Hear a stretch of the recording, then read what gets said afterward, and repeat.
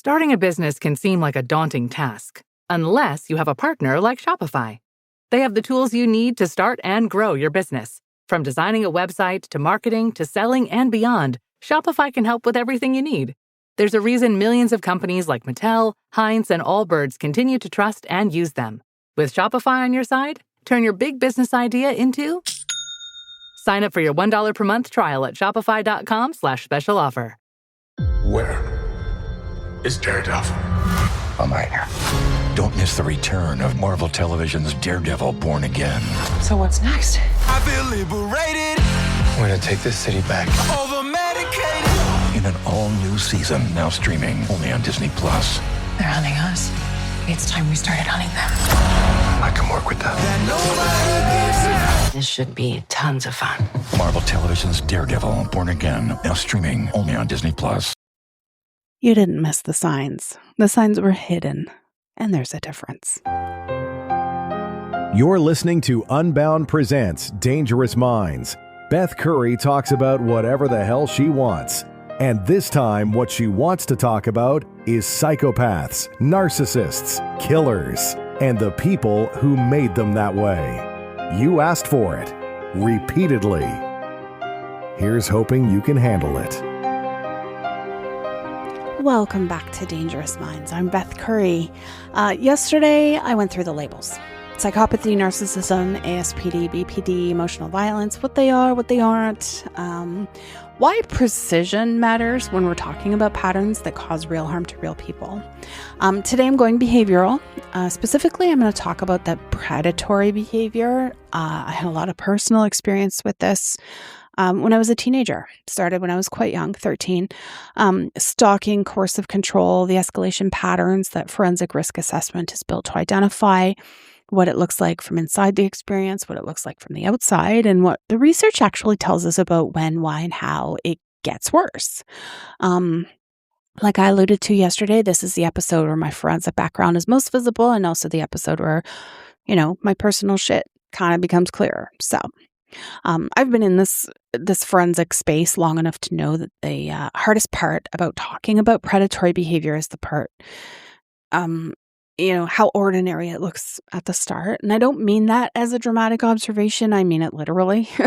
The beginnings of the most serious cases I've encountered were almost without exception completely unremarkable. Same with my own. That's the whole design of it, and that's what I want to talk about today. So I'm going to start with the definition because predatory is a word that gets used a lot and means different things in different contexts. So in forensic and clinical psychology, predatory behavior refers to behavior that is planned and purposeful and directed at a specific target for the purpose of gaining something, whether it's control or access, maybe gratification or power. And it's distinguished from impulsive or reactive aggression, that kind that erupts in the moment in response to a perceived threat or provocation, right? By the presence of premeditation and the absence of emotional arousal driving it. So predatory aggression is icy cold and reactive aggression is hot, okay? And the difference between the two matters because, both clinically and legally, it matters enormously. Most of the violence that dominates headlines, the dramatic and explosive and high emotion incidents, it's reactive. It's terrible. Really, but it's also, like in a forensic sense, relatively legible. Something happened, someone snapped. There's a comprehensible, if not excusable, emotional chain of events there. But predatory behavior is different. It unfolds over time, right? It's organized, it's patient, and it is specifically designed to be invisible to the target and to observers, sometimes even to the perp themselves. They may not consciously frame what they're doing in those terms. And this is the point where I want to say something directly to anyone listening who's currently trying to work out whether what their experience is serious enough to be called predatory. The question I want you to ask is, not how dramatic it is. I want you to ask, does it feel like it's organized around you? Like someone is paying very close attention to your movements or your responses or maybe your vulnerabilities and using that information. Because that orientation, that quality of focused, purposeful attention is the thing that distinguishes predatory behavior from difficult behavior. And you're allowed to trust your nervous system when it tells you something's wrong, okay? I'm going to talk about stalking for a second. Stalking is one of the most well-researched areas in forensic psychology, and the findings consistently contradict the popular image of it. Okay, so the popular image is a stranger obsessed, watching from a distance, and a threat arrives from outside. But the research shows that the majority of stalking victims know their stalker. In studies across multiple countries, between 60 and 80% of stalking cases involve a former intimate partner.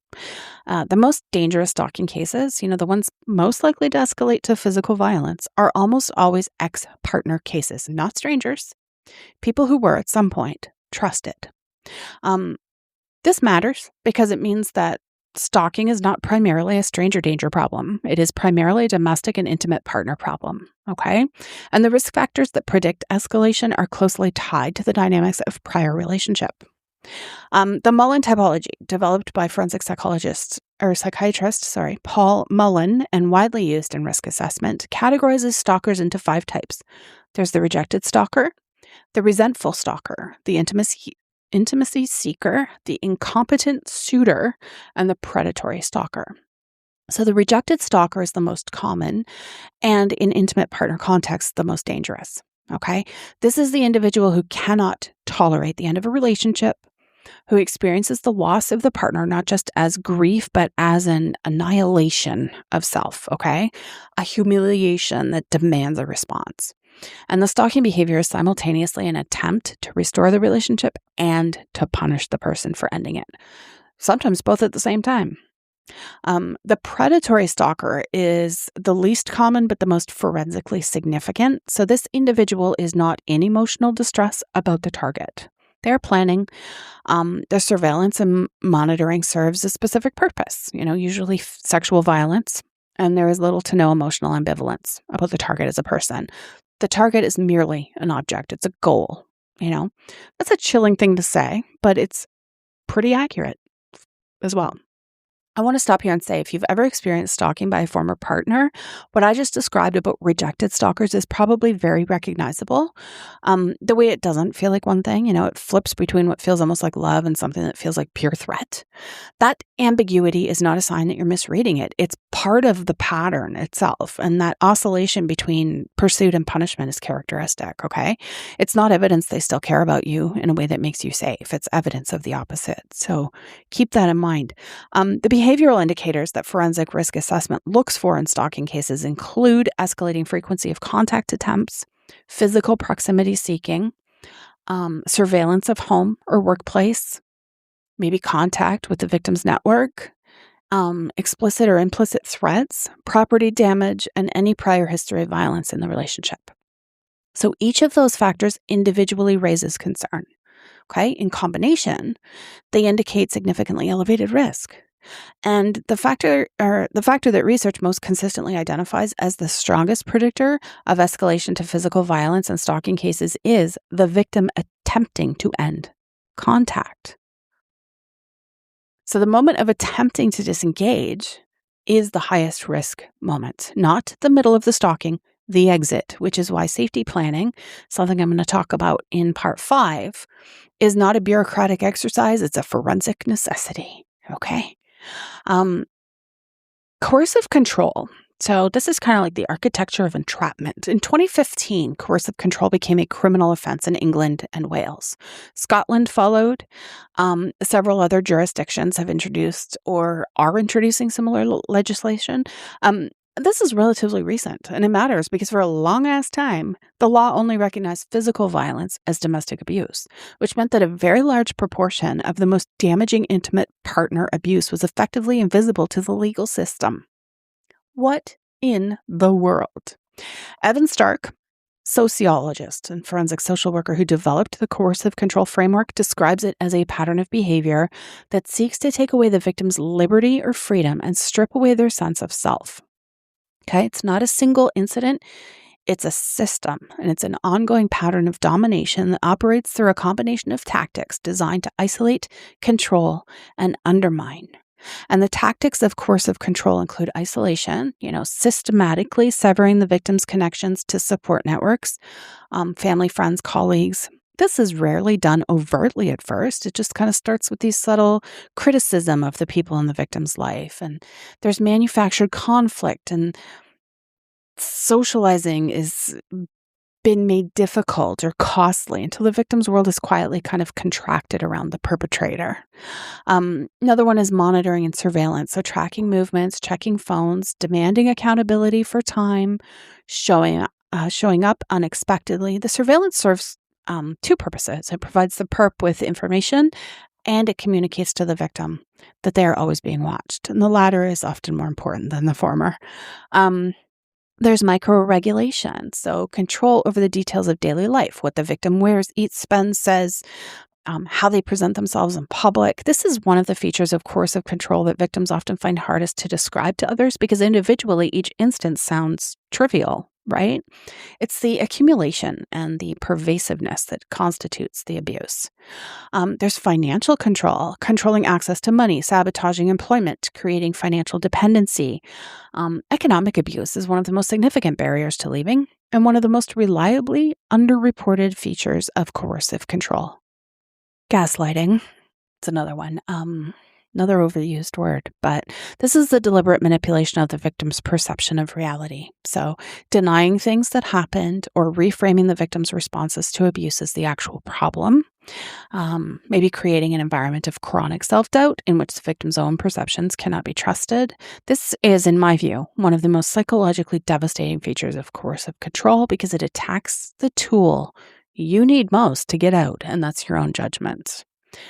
I know someone, I've talked about this person before, who had someone gaslighting him for years and years and really messed him up. I'm going to get personal for a minute. I've experienced gaslighting too, not in the way that the word gets used casually. Oh, he told me I was overreacting kind, that's its own problem, but a different one. I mean, the sustained, systematic kind, where your reality is so consistently rewritten by someone else that you begin to genuinely wonder if you can trust your own memory. I remember a specific moment I understood what had been happening. I was reading something, a clinical description or actually in a professional context. And I had this very strange experience of reading about myself from the outside. And the primary feeling was not anger. It was just like this sense of relief, I guess, because it had a name and because other people had experienced it, because I wasn't crazy. That moment is part of why I feel so strongly about giving people accurate language for their experiences. The right word can be the beginning of the way out, for sure. The profile of perpetrators of coercive control does not fit a single diagnostic category either. Coercive control is found across personality presentations in individuals with narcissistic features, psychopathic features, and in individuals who would not meet criteria for any personality disorder at all. What it requires is not a diagnosis. What it requires is a belief that the partner exists to serve the perp's needs and a willingness to use whatever tools are available to enforce that. Which is a chilling thing about coercive control. It doesn't require pathology. It requires entitlement. And entitlement, unfortunately, in this world today, 2026, is not scarce at all.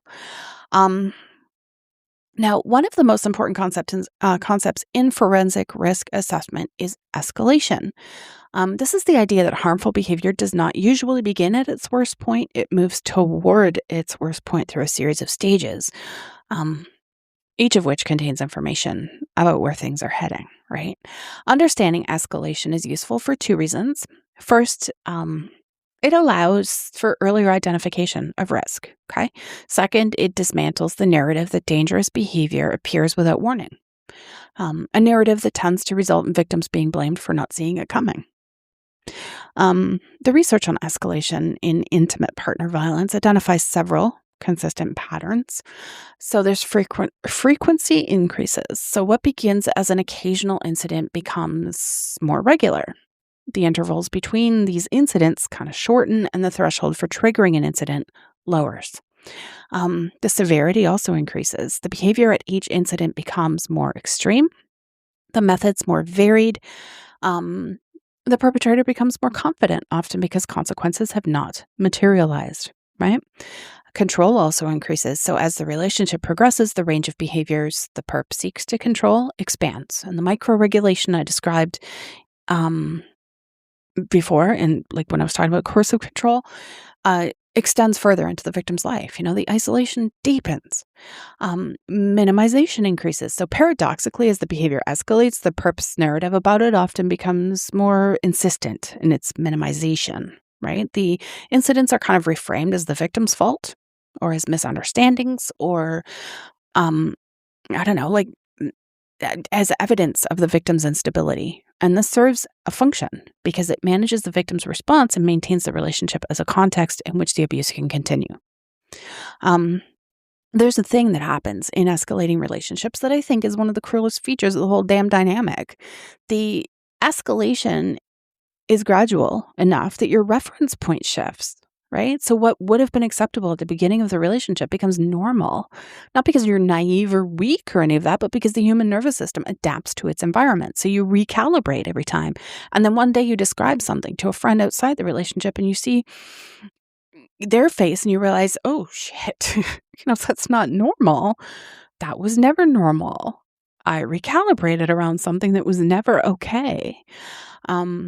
That moment of external reflection, a friend or a professional, maybe just a book or a podcast, is often kind of what begins that process of getting out, which is one of the reasons I make this content, because sometimes the mirror matters. The forensic risk assessment tools that are used to evaluate escalation risk in intimate partner violence cases, tools like the DASH risk assessment, SARA, the Ontario Domestic Assault Risk Assessment, they're all built around these patterns. They assess frequency, severity, history of strangulation, use of weapons, threats to kill, access to weapons, a drug or substance abuse, and other mental health factors. Not because any one factor is determinative, right? But because the combination of factors across a pattern paints this picture that individual incidents can't. Strangulation, in particular, is a factor that I want to highlight because research consistently identifies it as one of the strongest predictors of homicide in intimate partner violence cases. Non-fatal strangulation, choking, increases the risk of subsequent homicide by approximately 7 times. So if strangulation has occurred in a relationship, that is a forensic red flag of the highest order. Full stop. So don't forget that. So what victims experience, why they stay, I want to spend some time here because I think the public misunderstanding of why victims stay in dangerous situations causes enormous harm. It feeds victim blaming. It creates barriers to disclosure, and it fundamentally misrepresents the psychology of what is actually happening. I got asked this a lot during season 3. People constantly ask this on TV, in real life, whatever. The question, why didn't they just leave, is from a forensic and psychological perspective, almost perfectly the wrong question. Not because leaving isn't important, it is, but because it locates the problem in the victim's behavior rather than in the perpetrators, and because it profoundly underestimates the complexity of what leaving actually involves. Okay. Victims in coercive control and intimate partner violence stay or return after leaving for a range of reasons that are entirely coherent given their circumstances. Some of the things this might include fear. Leaving is the highest risk moment. As I said earlier, many victims know this intuitively, even without the research to back it up. They are not wrong to be afraid. There's also trauma bonding. So prolonged exposure to an intermittent pattern of threat and relief, abuse followed by remorse, and tension followed by reconciliation, creates a powerful neurochemical attachment that it's pretty strong. And it's a documented psychological response to a specific pattern of stress. And it is, in its own way, a survival adaptation.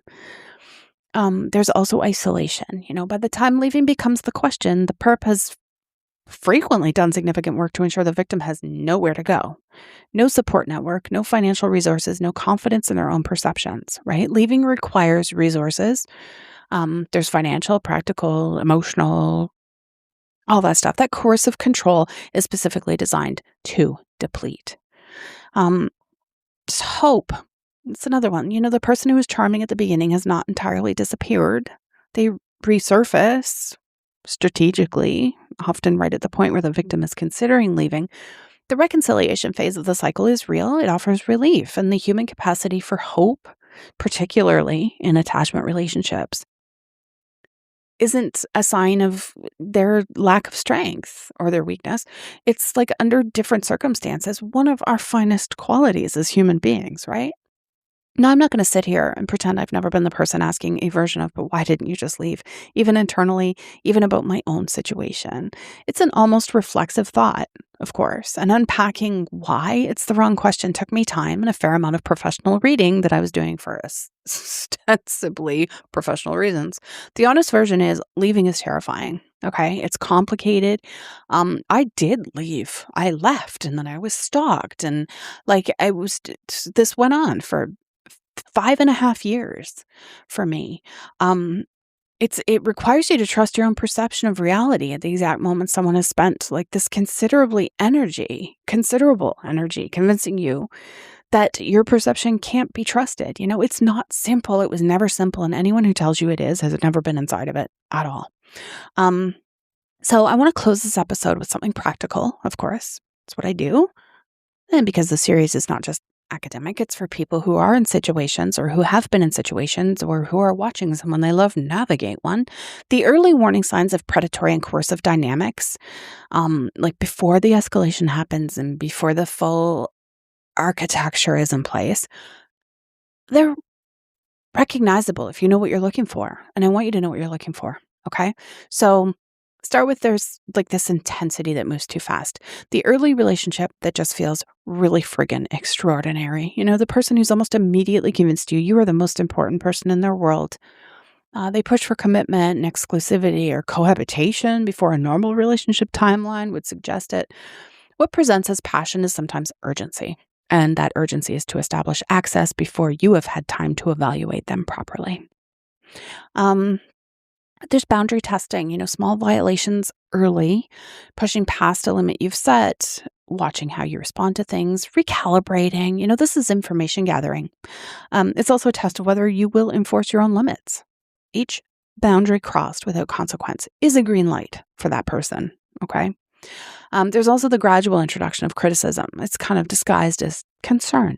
I just worry about you when you drink, or your friends don't really appreciate you the way I do. I notice you seem stressed when you spend time with your family. So each statement is individually deniable, right? Collectively, they're an erosion strategy. There's also jealousy framed as love. So possessiveness that is presented as evidence of how much they care. Like early in a relationship, this can feel flattering. Sure, it's worth asking who benefits from this framing, you or them. There's also the privatization of the relationship. Many of these things are also what this person I have alluded to before, I've talked about them before, went through in a former relationship.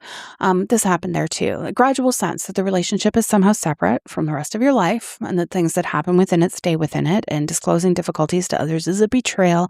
This is what happens, the things that happens between you, it's nobody else's business. Healthy relationships are not secret. Okay? Not at all. Unhealthy ones frequently are. And I want to be clear that having one of these things in a relationship does not make it abusive. People are complicated and relationships are imperfect. But if you're listening to this list and ticking boxes, and if you're recognizing a pattern, not a single incident, I want you to talk to someone, a friend, a professional, a helpline, whatever's accessible to you. Not because I'm trying to make a catastrophe out of it on your behalf, but because early is better every time in every case I've ever seen. The people who wish they'd acted earlier vastly outnumber the people who wish they waited. Tomorrow, part 4, I'm going to go to the extreme end of the spectrum. The fun stuff, murder, serial killers, mass murderers, spree killers. The psychology behind the cases is kind of stop us in our tracks. What separates them from ordinary violence, and what the mythology gets wrong, and what the research actually shows about who these people are and how they got there. It's the episode I'm going to be most careful about, the things that I say and stuff, because the extreme end of the spectrum deserves precision and not spectacle.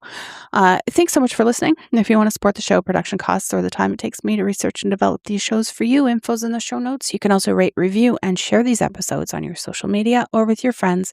It all makes a difference. I will see you tomorrow for murder. That's Dangerous Minds Unbound Off Script for people with slightly concerning taste in podcasts. Unbound is free to listen to. Show notes have everything you need if you want to support the show or get in touch with Beth. Thanks for listening. Probably says something about you that you made it this far. We mean that as a compliment.